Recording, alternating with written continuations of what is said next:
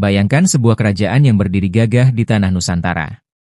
Sebuah kekuatan besar yang mampu menguasai lautan, menaklukkan pulau-pulau, dan menjadi pusat perdagangan dunia. Sebuah kerajaan yang namanya menggetarkan lawan, sekaligus disegani sahabat. Tapi, kini ia hilang, seakan ditelan bumi, menyisakan misteri yang belum terpecahkan. Ya, inilah kisah tentang Majapahit, kerajaan terbesar yang pernah ada di Indonesia, bahkan Asia Tenggara. Sebelum kita mulai mengupas rahasia besar ini, pastikan kamu dukung channel ini dengan klik tombol subscribe, nyalakan loncengnya, dan jangan lupa like video ini agar kami terus semangat menghadirkan kisah-kisah sejarah yang menggetarkan hati. Siap? Yuk, kita mulai perjalanan menembus waktu, kembali ke masa ketika Nusantara berada di puncak kejayaan. Sejarah Kerajaan Majapahit, kejayaan Nusantara yang hilang misterius. Bagian 1, awal berdirinya Majapahit. Cerita ini dimulai pada akhir abad ke-13. Kala itu, Singhasari, kerajaan besar di Jawa Timur, baru saja tumbang. Kekuatan Mongol di bawah Kubilai Han datang hendak menghukum Raja Kertanegara karena menolak tunduk. Namun sejarah berbelok. Seorang bangsawan muda bernama Raden Wijaya berhasil memanfaatkan situasi ini untuk mendirikan sebuah kerajaan baru, Majapahit. Tahun 1293 menjadi saksi lahirnya kerajaan ini. Nama Majapahit sendiri berasal dari kata maja, buah maja, dan pahit, rasa pahit. Konon karena di lokasi kerajaan tumbuh pohon maja yang buahnya pahit. Namun di balik nama sederhana ini, tersimpan ambisi besar, menjadikan Majapahit sebagai kerajaan terkuat di Nusantara. Raden Wijaya dikenal sebagai sosok cerdas dan strategis. Ia memanfaatkan pasukan Mongol yang datang untuk menyerang sisa musuhnya, lalu mengusir mereka setelah menang. Langkah ini menandai awal dari kejayaan yang tak tertandingi. Bagian 2, masa kejayaan tokoh besar. Setelah Raden Wijaya wafat, tahta Majapahit sempat berpindah ke beberapa raja. Namun kejayaan sesungguhnya baru datang ketika Hayam Wuruk naik tahta pada tahun 1350. Di bawah kepemimpinannya, dan dengan dukungan patih legendaris Gajah Mada, Majapahit berubah menjadi kerajaan superpower Asia Tenggara. Hayam Wuruk bukan hanya raja, ia seorang pemimpin visioner. Ia memperkuat pemerintahan, memperluas perdagangan, dan menjalin hubungan diplomatik dengan kerajaan-kerajaan asing. Bahkan, Majapahit tercatat menjalin hubungan dagang hingga ke Tiongkok, India, Champa, hingga Timur Tengah. Namun satu sosok yang paling menggetarkan sejarah adalah Patih Gajah Mada. Nama ini tak bisa dilepaskan dari Sumpah Palapa, ikrar sakral untuk tidak menikmati Palapa, kenikmatan dunia, sebelum menyatukan seluruh Nusantara di bawah Panji Majapahit. Dan sumpah itu bukan sekadar kata-kata. Di masa Gajah Mada, Majapahit menaklukkan wilayah yang luas, Sumatera, Kalimantan, Sulawesi, Maluku, Nusa Tenggara, bahkan sebagian semenanjung Malaya dan Singapura. Bisa dikatakan, inilah cikal bakal konsep Indonesia yang kita kenal hari ini. Bagian 3, sistem pemerintahan, budaya, dan ekonomi. Majapahit bukan sekadar kerajaan besar secara militer. Mereka juga memiliki sistem pemerintahan yang rapi. Negara dibagi dalam beberapa wilayah dengan penguasa lokal yang tunduk pada raja.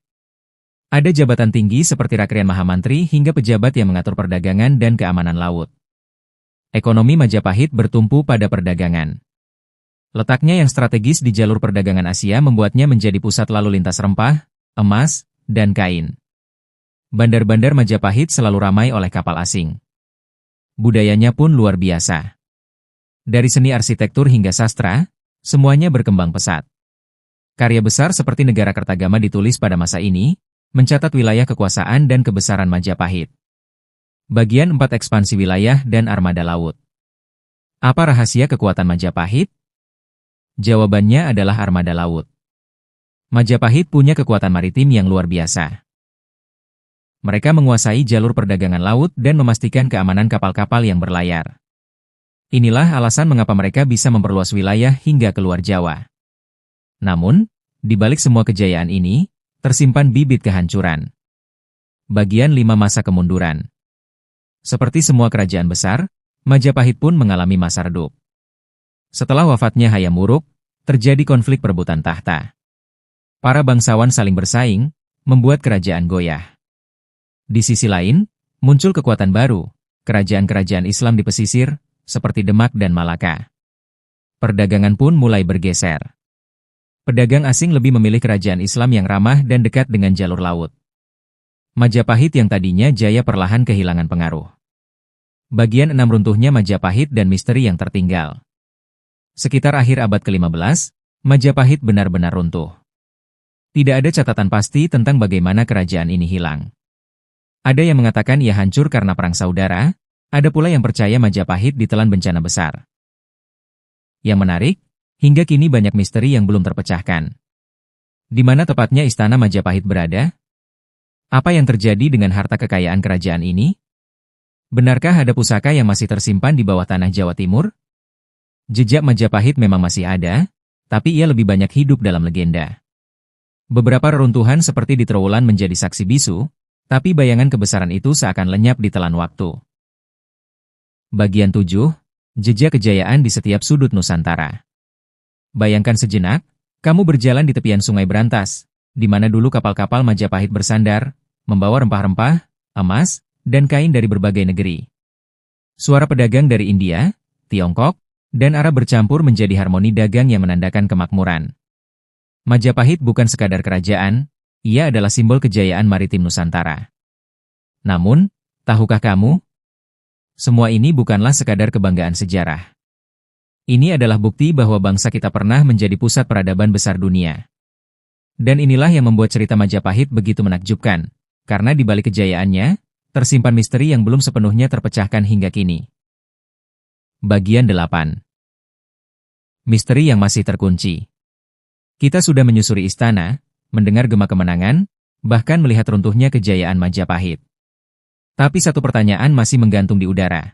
Di mana sebenarnya seluruh peninggalan emas, permata, dan pusaka Majapahit disembunyikan? Beberapa arkeolog meyakini bahwa harta karun Majapahit terkubur jauh di bawah tanah Trowulan, menunggu untuk ditemukan. Ada pula yang percaya bahwa sebagian besar peninggalannya sengaja dihancurkan untuk menghapus jejak, agar musuh tidak pernah bisa menaklukkannya secara sempurna. Dan inilah yang membuat Majapahit tak pernah mati dalam ingatan. Sebuah kerajaan yang melahirkan kejayaan, namun meninggalkan misteri abadi. Kesimpulan, sebuah peradaban yang tak pernah padam. Kerajaan Majapahit bukan sekadar catatan masa lalu, melainkan bukti bahwa Nusantara pernah berdiri tegak sebagai salah satu peradaban terbesar di dunia. Dari kekuasaan Gajah Mada, kejayaan perdagangan, hingga seni budaya yang mendunia, semuanya menandakan betapa hebatnya bangsa ini. Namun, sebagaimana banyak kerajaan besar lainnya, kejayaan itu tak bertahan selamanya.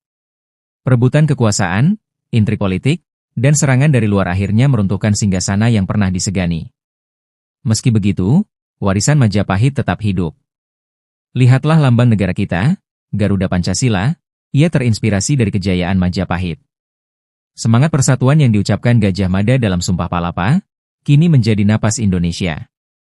Dari masa lalu kita belajar, dari sejarah kita menemukan identitas. Jadi, pertanyaannya sekarang, apakah kita mampu menjaga kejayaan ini? Atau akan mengulang kesalahan yang sama? Sejarah selalu berbisik tapi hanya mereka yang mau mendengar yang bisa mengambil pelajaran. Terima kasih sudah menonton, jangan lupa tekan subscribe, like, dan share ke teman-temanmu. Kalau kamu suka kisah-kisah sejarah penuh misteri seperti ini, tekan tombol subscribe sekarang juga dan bagikan video ini agar makin banyak orang yang tahu betapa hebatnya sejarah bangsa kita.